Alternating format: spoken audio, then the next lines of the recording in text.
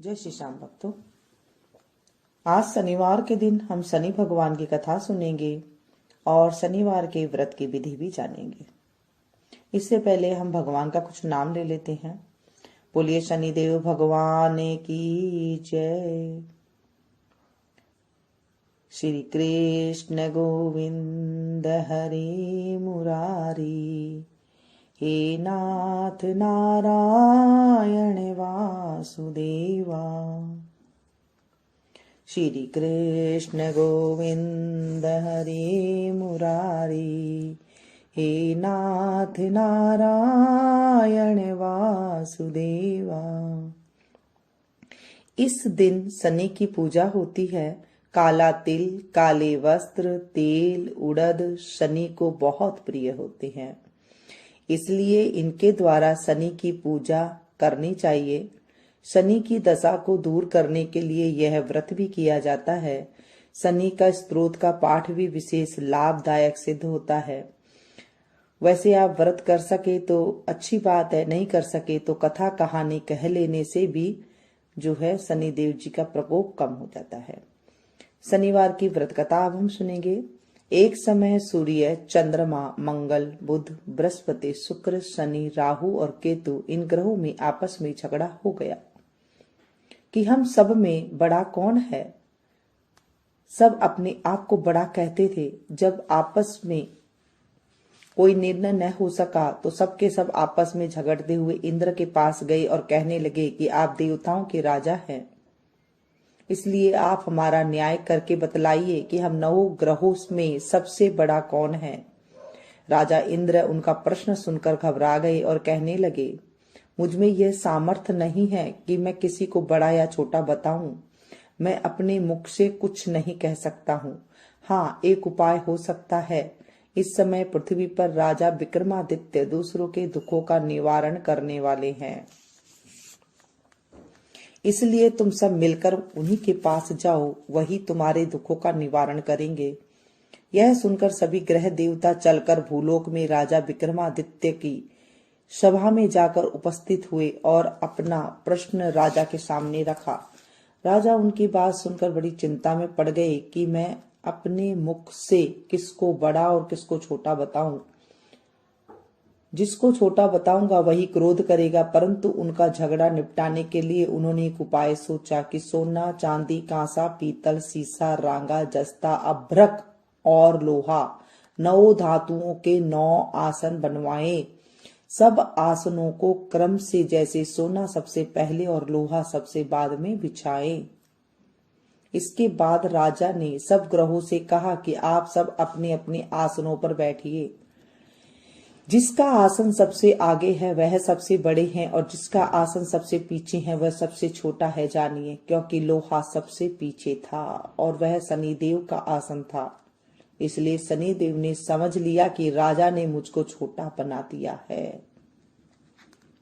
इस पर शनिदेव को बड़ा क्रोध आया और कहा कि राजा, तू मेरे पराक्रम को नहीं जानता। सूर्य एक राशि पर 1 महीना रहता है, चंद्रमा 2.25 दिन, मंगल 1.5 महीना, बृहस्पति 13 महीने, बुध और शुक्र 1 महीने, परंतु मैं एक राशि पर 2.5 अथवा 7.5 साल तक रहता हूँ। बड़े बड़े देवताओं को भी मैंने भीषण दुख दिया है। राजन सुनो, राम जी को 7.5 आई तो वनवास हो गया था और रावण पर आई तो राम और लक्ष्मण ने सेना लेकर लंका पर चढ़ाई कर दी, रावण कुल का नाश कर दिया। हे राजा, अब तुम सावधान रहना।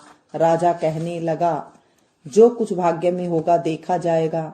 उसके बाद अन्य ग्रह तो प्रसन्नता के साथ चले गए, परंतु शनिदेव बड़े क्रोध के साथ वहां से गए। कुछ काल व्यतीत होने पर जब राजा को 7.5 की दशा आई तो शनिदेव घोड़े के सौदागर बनकर अनेक सुंदर सुंदर घोड़ों के सहित राजा की राजधानी में आए। जब राजा ने सौदागरों को आने की खबर सुनी तो अपने अश्वपाल को अच्छे अच्छे घोड़े खरीदने की आज्ञा दी। अश्वपाल ऐसी अच्छी नस्ल का घोड़ा देखकर उनका मूल्य सुनकर चकित रह गया और तुरंत ही राजा को खबर दी। राजा उन घोड़ों को देखकर एक अच्छा सा घोड़ा चुनकर सवारी के लिए चढ़ा। राजा के घोड़े पर पीठ पर चढ़ते ही घोड़ा ने जोर से भागा। घोड़ा बहुत दूर एक बड़े जंगल में जाकर राजा को छोड़कर अंतर्ध्यान हो गया। इसके बाद राजा अकेला जंगल में भटकता फिरता रहा। बहुत देर के बाद राजा ने भूख और प्यास से दुखी होकर भटकते भटकते एक ग्वाले को देखा। ग्वाले ने राजा को प्यास से व्याकुल देखकर पानी पिलाया। राजा की अंगुली में एक अंगूठी थी। राजा ने वह अंगूठी निकालकर प्रसन्नता से ग्वाले को दे दी और शहर की ओर चल दिया। राजा शहर में पहुंचकर एक सेठ की दुकान पर जाकर बैठ गया और अपने आप को उज्जैन का रहने वाला तथा अपने नाम वीका बताया। सेठ ने उसको एक कुलीन मनुष्य समझकर जल आदि पिलाया। भाग्यवश उस दिन सेठ की दुकान पर बिक्री अधिक हुई। तब सेठ उसको भगवान पुरुष समझकर भोजन कराने के लिए अपने साथ ले गया। भोजन करते समय राजा ने आश्चर्य की बात देखी कि खूंटी पर हार लटक रहा था, वह खूंटी उस हार को निगल रही है। भोजन के बाद कमरे में आने पर जब सेठ को कमरे में हार न मिला तो सबने यह निश्चय किया कि सिवाय बीका के और कोई इस कमरे में नहीं था, अतः अवश्य ही उसी ने हार चोरी किया है। परंतु वीका ने कहा, हार मैंने नहीं लिया है। इस पर 5-7 आदमी इकट्ठे होकर उसको फौजदार के पास ले गए। फौजदार ने उसको राजा के सामने उपस्थित कर दिया और कहा, ये आदमी तो भला प्रतीत होता है, चोर मालूम नहीं होता है, परंतु सेठ का कहना है कि इसके सिवा और कोई घर में नहीं आया ही नहीं, अवश्य ही चोरी इसी ने की है। तब राजा ने आज्ञा दी कि इसके हाथ पैर काट कर चौरंगिया किया जाए। राजा की आज्ञा का तुरंत पालन किया गया और वीका के हाथ पैर काट दिए गए। इस प्रकार कुछ काल व्यतीत होने पर एक तेली उसको अपने घर ले गया और कोल्हू पर बिठा दिया। वीका उस पर बैठा हुआ अपनी जबान से बैल हाँकता रहा। शनि की दशा समाप्त हो गई और एक रात को वर्षा ऋतु के समय वह मल्हार राग गाने लगा। उसका गाना सुनकर उस शहर के राजा की कन्या उस राग पर मोहित हो गई और दासी को खबर लाने को भेजा कि शहर में कौन गा रहा है। दासी सारे शहर में फिरते फिरते क्या देखती है कि तेली के घर चौरंगिया राग गा रहा है। दासी ने महल में आकर राजकुमारी को सब वृतांत सुना दिया। बस उसी क्षण राजकुमारी ने अपने मन में यह प्रण कर लिया कि चाहे कुछ भी हो जाए, मुझे उस चौरंगिया के साथ विवाह करना है। प्रातःकाल होते ही जब दासी ने राजकुमारी को जगाना चाहा तो राजकुमारी अनशन व्रत लेकर पड़ी रही। तब दासी ने रानी के पास जाकर राजकुमारी के न उठने का वृत्तांत कहा। रानी ने तुरंत ही वहां जाकर राजकुमारी को जगाया और उसके दुख का कारण पूछा तो राजकुमारी ने कहा, माँ, मैं यह प्रण कर लिया है कि तेली के घर में जो चौरंगिया है उसी के साथ विवाह करूंगा। माता ने कहा, पगली, यह क्या बात कर रही है? तेरा किसी देश के राजा के साथ विवाह किया जाएगा। राजकुमारी कहने लगी, माँ, मैं अपना प्रण कभी नहीं तोड़ूंगी। माता ने चिंतित होकर यह बात राजा को बताई। तब राजा ने भी आकर समझाया, मैं बड़ी देश देशांतर में अपने दूत भेजकर सुयोग्य रूपवान एवं बड़े से बड़े गुणी राजकुमार के साथ तुम्हारा विवाह करूंगा। ऐसी बात तुमको कभी नहीं सोचनी चाहिए। राजकुमारी बोली, पिताजी, मैं अपने प्राण त्याग दूंगी परंतु किसी दूसरे से विवाह नहीं करूंगी। इतना सुनकर राजा ने क्रोध से कहा, यदि तेरे भाग्य में ऐसा ही लिखा है तो जैसी तेरी इच्छा वैसा ही कर। राजा ने तेली को बुलाकर कहा, तेरे घर में चौरंगिया है, उसके साथ मैं अपनी कन्या का विवाह करना चाहता हूँ। तेली ने कहा, यह कैसी हो सकता है? कहा आप हमारे राजा और कहा मैं नीच तेली। परंतु राजा ने कहा, भाग्य में लिखे कोई नहीं टाल सकता, अपने घर जाकर विवाह की तैयारी करो। राजा ने उसी क्षण तोरण और बंदरवार लगवाकर अपनी राजकुमारी का विवाह चौरंगिया विक्रमादित्य के साथ कर दिया। रात्रि को जब विक्रमादित्य और राजकुमारी महल में सोए तो आधी रात के समय शनिदेव विक्रमादित्य को सपने में दिया, राजा, कहो मुझको छोटा बतलाकर तुमने कितना दुख उठाया। राजा ने क्षमा मांगी। शनिदेव ने प्रसन्न होकर विक्रमादित्य को हाथ पैर दिए। तब राजा ने कहा, महाराज, मेरी प्रार्थना स्वीकार करे। जैसा दुख आपने मुझे दिया है ऐसा और किसी को न दे। शनिदेव ने कहा, तुम्हारी यह प्रार्थना स्वीकार है। जो मनुष्य मेरी कथा सुनेगा या कहेगा उसको मेरी दशा में कभी किसी प्रकार का दुख नहीं होगा, और जो नित्य ही मेरा ध्यान करेगा या चींटियों को आटा डालेगा उसके सब मनोरथ पूर्ण करूंगा। कथा कहानी कह ले या फिर कुत्ते को चुपड़ करके रोटी, तेल से चुपड़ करके रोटी दे दे। राजा का अगर शनि दशा लगती है तो हाथी का दान करे, उससे छोटे को लगता है तो घोड़े का दान करे, उससे छोटे को लगता है तो काले कुत्ते को तेल से चुपड़ कर रोटी दे दे, और उससे छोटे को लगी तो कथा कहानी कर ले। इससे भी शनि देव जो है उसके ऊपर कभी दुख नहीं देते हैं। इतना कहकर शनिदेव अपने धाम चले गए। राजकुमारी की आंख खुली और उसने राजा के हाथ पांव देखे तो उसे बड़ा आश्चर्य हुआ। उसको देखकर राजा ने अपना समस्त हाल कहा। मैं उज्जैन का राजा विक्रमादित्य हूँ। यह बात सुनकर राजकुमारी अत्यंत प्रसन्न हुई। प्रातःकाल राजकुमारी से उसकी सखिया ने पूछा तो उसने अपने पति का सारा वृत्तांत कह सुनाया। तब सबने प्रसन्नता प्रकट की और कहा कि ईश्वर ने आपकी मनोकामना पूर्ण कर दी। जब उस सेठ ने यह सुना तो विक्रमादित्य के पास आया और राजा विक्रमादित्य के पैरों में गिरकर क्षमा मांगने लगा। आप पर मेरे मैंने झूठी चोरी का इल्जाम लगाया है, अतः आप मुझको जो चाहे दंड दे। राजा ने कहा, मुझ पर शनि देव का कोप था, इसी कारण यह सब दुख मुझको प्राप्त हुआ है। इसमें तुम्हारा कोई दोष नहीं है। तुम अपने घर जाकर अपना कार्य करो। सेठ बोला, मुझे तभी शांति मिलेगी जब आप मेरे घर चलकर प्रीतिपूर्वक भोजन करेंगे। राजा ने कहा, जैसी आपकी मर्जी हो वैसे ही करे। सेठ ने अपने घर जाकर अनेक प्रकार के सुंदर भोजन बनवाई और राजा विक्रमादित्य को प्रतिभोज दिया। जिस समय वह भोजन कर रहे थे, एक अत्यंत आश्चर्य की बात सबको दिखाई दी। जो खूंटी पर पहले हार निकल गई थी, अब वह हार उगल रही है। जब भोजन समाप्त हो गया तो सेठ ने हाथ जोड़कर बहुत सारी मोहरे राजा को भेंट की और कहा, मेरे श्री कमरी नाम की एक कन्या है, उसका परिग्रहण आप करें। इसके बाद सेठ ने अपनी कन्या का विवाह राजा के साथ कर दिया और बहुत सा धन दहेज देकर आदि दिया।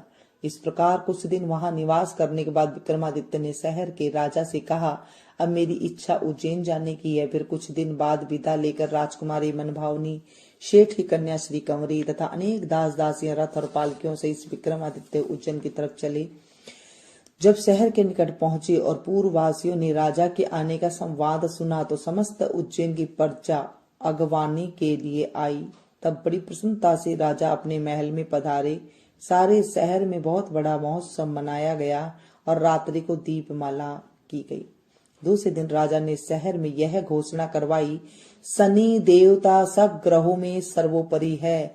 मैंने इनको छोटा बताया था, इसलिए मुझको यह दुख प्राप्त हुआ। इसी कारण सारे शहर में शनि देव की पूजा और कथा होने लगी। राजा और प्रजा अनेक प्रकार के सुख भोगते रहे। जो कोई शनिदेव की इस कथा को पढ़ता है या सुनता है, उसके शनिदेव की कृपा से सब दुख दूर हो जाते हैं। शनिवार की कथा को व्रत के दिन अवश्य पढ़ना चाहिए। बोलिए शनिदेव महाराज की जय। शनिश्चर बाबा सूरज के अवतारी, शनिश्चर बाबा हम हैं तेरे पुजारी। शनिश्चर बाबा हम हैं तेरे प्राणी। शनिश्चर बाबा रखियो लाज हमारी। गंगा लागा जमुना लागा, लागा नदियां सारी। समंदर कैसा लागा, खारा तो कर दिया पानी। शनिश्चर बाबा सूरज के अवतारी। राम लागा लक्ष्मण लागा, लागा सीता नारी। रावण के तो ऐसा लागा, लंका तो फूंक दे सारी। शनिश्चर बाबा सूरज के अवतारी। कौरव लागा पांडव लागा, लागा द्रौपदी नारी। दुर्योधन कैसा लागा, कुनबा तो फूका सारा। शनिश्चर बाबा सूरज के अवतारी। राजन लागा प्रजन लागा, लागा हरिश्चंद्र नारी। हरिश्चंद्र कैसा लागा, नीचे घरों भर पानी। शनिश्चर बाबा सूरज के अवतारी। धरती न लागा अंबर लागा, लागा 9 लख तारे। चांद सूरज कैसा लागा, ग्रहण पड़ा अति भारी। शनिश्चर बाबा सूरज के अवतारी। जय जय रवि नंदन, जय दुख भंजन, जय जय शनि हरे। जय भुजचारी धारणकारी दुष्ट दलन। जय जय रविनंदन जय दुख भंजन जय जय शनि हरे। तुम होय कुपित नित करत दुखित धनिको निर्धन। तुम घर अनुप यम का स्वरूप हो करत बंधन। तब नाम जो दस तो ही करत सो बस सो जो करे रटन। महिमा अपार जग में तुम्हारा जपते देवतन। तब नैन कठिन नित बरे अगिन भैंसा वाहन। प्रभु तेज तुम्हारा अति ही करारा जानत सब जान। प्रभु सन्निधान से तुम महान से होते हो मगन। प्रभु उदित नारायण शीस नवायन धरे चरण। जय जय रविनंदन जय दुख भंजन जय जय शनि हरे। जय जय शनि हरे। बोले शनिदेव जी महाराज की जय। शनिश्चर देव महाराज की जय। इस तरह से आज हमने शनिदेव महाराज की कथा सुनी, भजन गाया और आरती करी। इस कथा को आप ज्यादा से ज्यादा शेयर करें, क्योंकि जब हम कथा को किसी को सुनाते हैं तो हमारे ऊपर भी जो है कष्ट होते हैं वो दूर हो जाते हैं। हम कथा को सुनते हैं, सुनाते हैं, हुंकारा भरते हैं, तो हमारे जीवन में जब शनि दशा आती है तो शनि का क्रूर प्रभाव हमारे ऊपर नहीं पड़ता है और हम अच्छे से, जो शनि दशा होती है वो अच्छे से निकल जाती है, कोई दिक्कत नहीं आती है। तो इसलिए आप इसे अगर पसंद आए तो इसे ज्यादा से ज्यादा अपनों के साथ शेयर कीजिएगा, ताकि उनको भी लाभ मिल सके और आपको भी जो है कथा सुनाने का पुण्य मिले।